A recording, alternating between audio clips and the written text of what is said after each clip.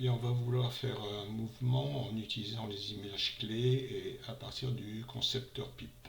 Alors, pour faire ça, j'ai placé un fond sur la ligne de scénario et puis j'ai placé une image que je vais vouloir faire bouger. Alors, cette image, elle se trouve là pour l'instant et éventuellement, je vais vouloir la faire bouger de cette manière-là. Elle va venir du haut à gauche, elle va se stabiliser au milieu et ensuite elle va partir à droite. Donc je lui fais faire cette trajectoire. Donc je la ramène ici au début. Pour faire ça, qu'est-ce que je fais? Je vais chercher le concepteur PIP. Donc je vais dans Outils et je fais concepteur PIP en ayant bien sûr cliqué sur cette image que je veux déplacer. Voilà, donc j'arrive maintenant sur le concepteur PIP.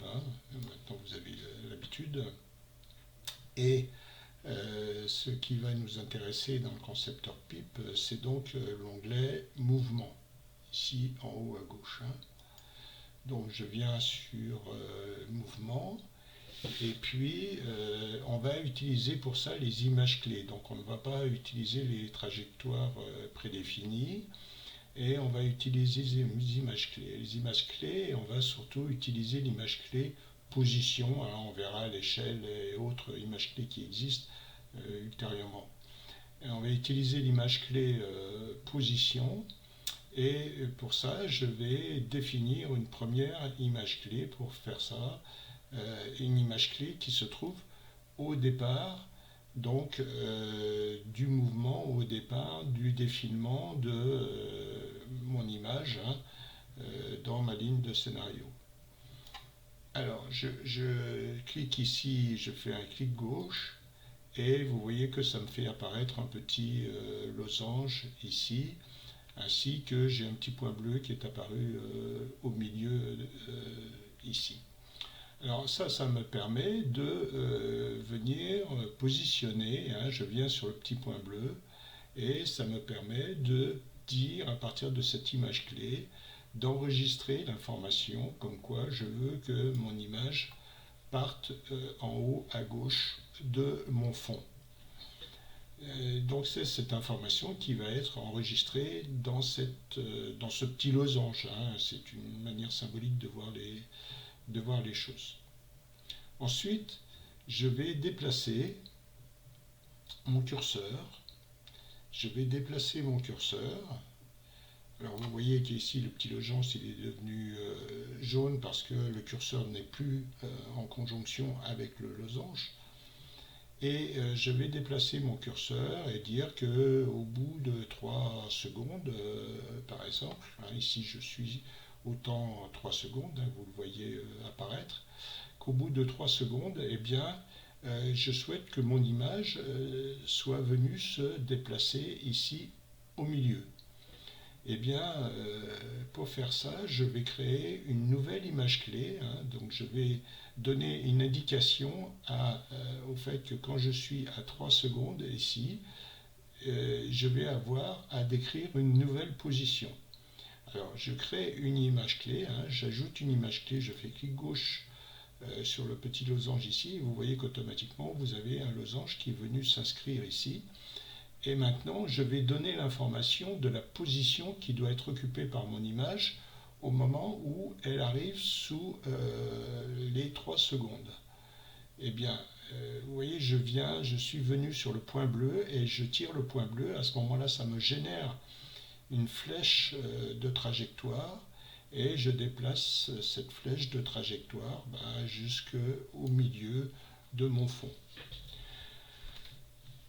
Voilà, l'information est prise comme quoi au bout de 3 secondes, eh bien, il faudra que l'image fasse cette trajectoire. Ensuite, je vais dire que je voudrais qu'elle reste 3 secondes à la même place. Et bien pour ça, je vais déplacer mon curseur de 3 à 6 secondes. Voilà, maintenant je suis sous les 6. Voilà, ici je suis sous les 6. Vous voyez ici il y a marqué il y a marqué 6. Et à nouveau, je vais créer une image clé ici de position. Et qu'est-ce que je vais dire dans cette image clé de position ici? Je vais dire que je voudrais qu'elle reste sur place.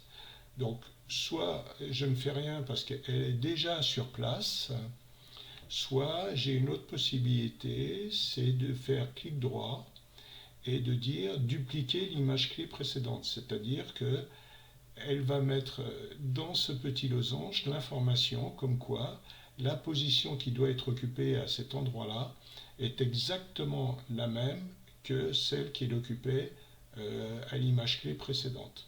Donc à ce moment-là, on fait dupliquer l'image clé précédente. Hein. Donc si bien que notre image ici, au temps 6 secondes, va avoir la même position que au temps 3 secondes. Hein. Regardez, si maintenant je ramène le curseur en arrière, eh bien l'image sur le fond ne bouge pas, hein, jusqu'au moment où je vais arriver sur le losange 3 secondes. Et quand j'arrive sur le losange 3 secondes, à ce moment-là, ben, elle revient à sa position de départ. Si maintenant je repars dans l'autre sens avec mon curseur, et ben là, elle vient jusqu'à la position 3 secondes sur la position centrale du fond. Ensuite, une fois qu'elle occupe cette position, jusqu'au temps 6 secondes, eh bien, elle va rester sur la même position et ensuite, ben, elle fera ce que je dirais pour la suite. Alors, pour la suite, ce que je veux, c'est que elle se dirige vers la droite ici. Et bien pour ça, c'est pareil, je déplace mon curseur jusqu'au bout.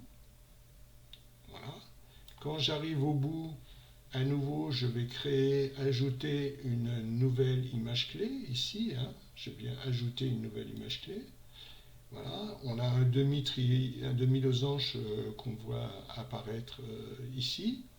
Mon curseur étant positionné avec le losange, eh bien à ce moment-là, je peux venir sur mon point bleu ici et poursuivre la trajectoire pour indiquer que je veux aller au bout ici. Voilà.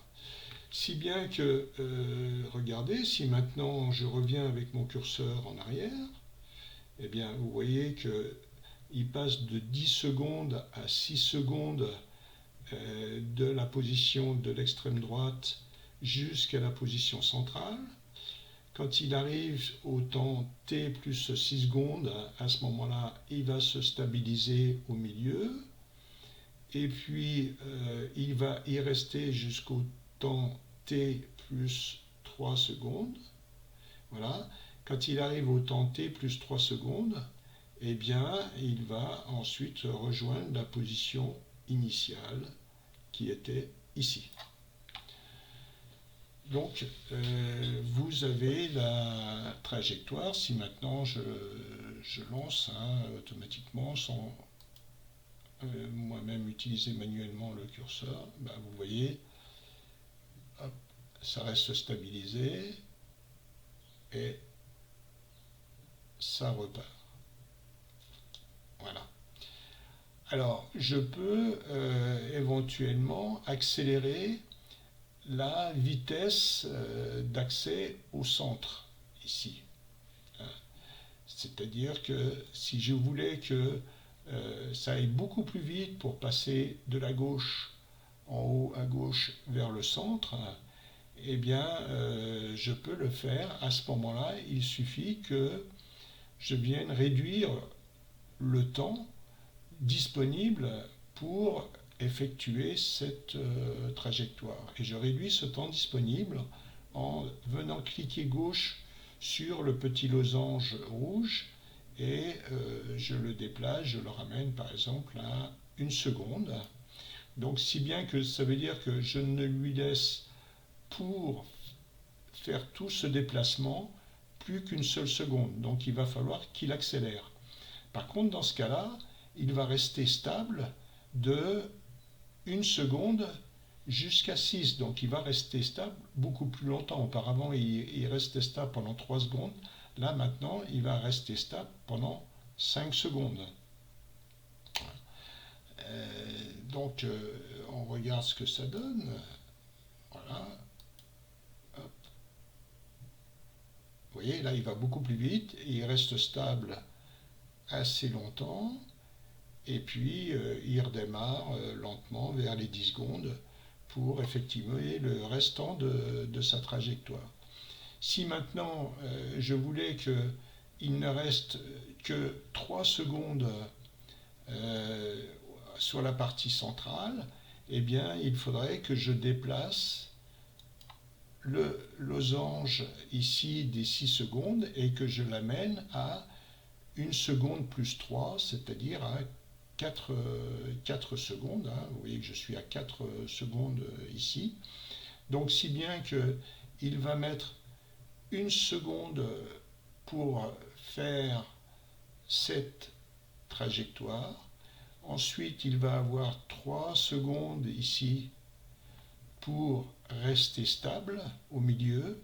Et ensuite, par contre, là, il aura de 4 à 10 secondes pour effectuer la trajectoire qui reste, si bien que cette trajectoire va être beaucoup plus lente. Hein. Alors, revenons au début. Voilà, vous voyez qu'il va très vite. Maintenant, il reste 3 secondes. Hein, et maintenant, très lentement, on va jusqu'au bout. Donc, vous avez les principes de réalisation d'un mouvement à partir des images clés. Si maintenant, je voulais utiliser ce même principe pour partir d'une dimension beaucoup plus petite de l'image et la faire grossir jusqu'au milieu, à ce moment-là, je viens ici sur échelle, je mets mon curseur au début, je crée une image clé sur échelle, voilà, donc là j'ai un petit triangle, et je viens aussi jusqu'à la partie centrale. Hein, je déplace mon curseur jusqu'à ce qu'il soit sur la partie centrale. Et là, je vais à nouveau créer une image clé. Et cette image clé, ben, vous voyez, dimensionne l'image à cette échelle-là.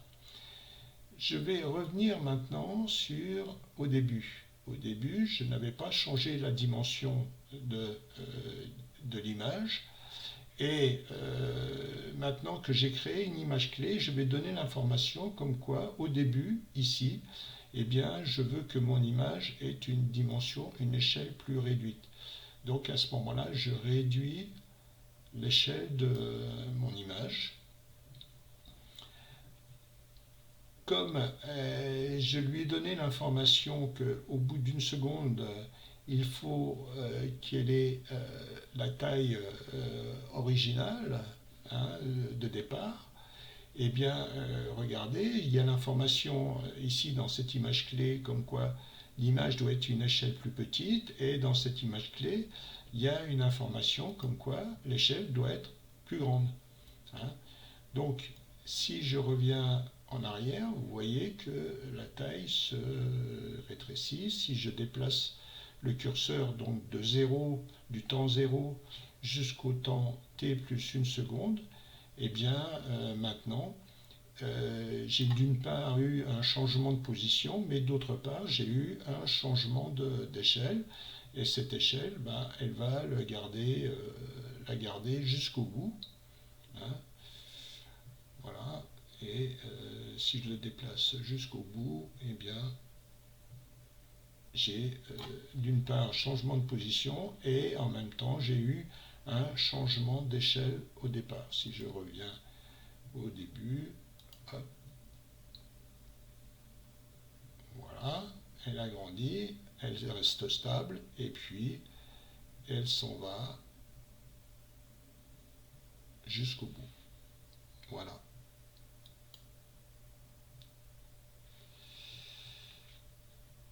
et à la fin je fais OK.